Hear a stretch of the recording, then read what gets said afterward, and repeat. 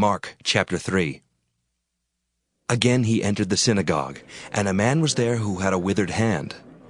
They watched him to see whether he would cure him on the Sabbath, so that they might accuse him. And he said to the man who had the withered hand, "Come forward." Then he said to them, "Is it lawful to do good or to do harm on the Sabbath? To save life or to kill?" But they were silent. He looked around at them with anger. He was grieved at their hardness of heart, and said to the man, "Stretch out your hand." He stretched it out, and his hand was restored. The Pharisees went out and immediately conspired with the Herodians against him, how to destroy him.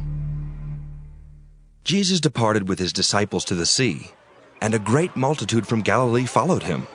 Hearing all that he was doing, they came to him in great numbers from Judea, Jerusalem, Idumea beyond the Jordan, and the region around Tyre and Sidon.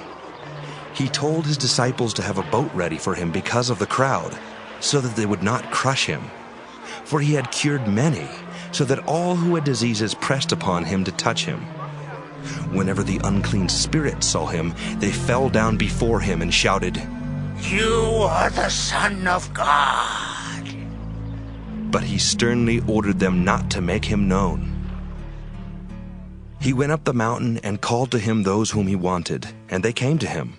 And he appointed 12, whom he also named apostles, to be with him, and to be sent out to proclaim the message, and to have authority to cast out demons.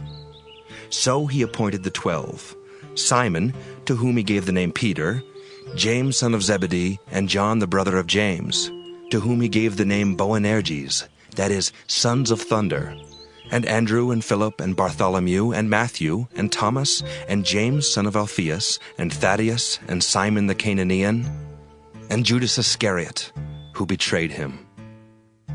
Then he went home, and the crowd came together again, so that they could not even eat. When his family heard it, they went out to restrain him, for people were saying, "He has gone out of his mind."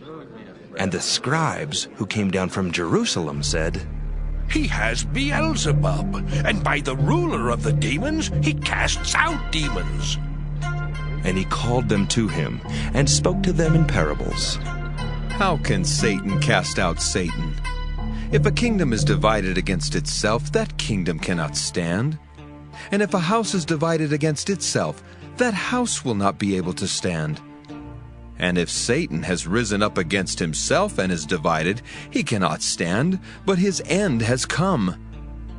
But no one can enter a strong man's house and plunder his property without first tying up the strong man. Then indeed the house can be plundered. Truly I tell you, people will be forgiven for their sins and whatever blasphemies they utter. But whoever blasphemes against the Holy Spirit can never have forgiveness, but is guilty of an eternal sin. For they had said, He has an unclean spirit. Then his mother and his brothers came, and standing outside, they sent to him and called him.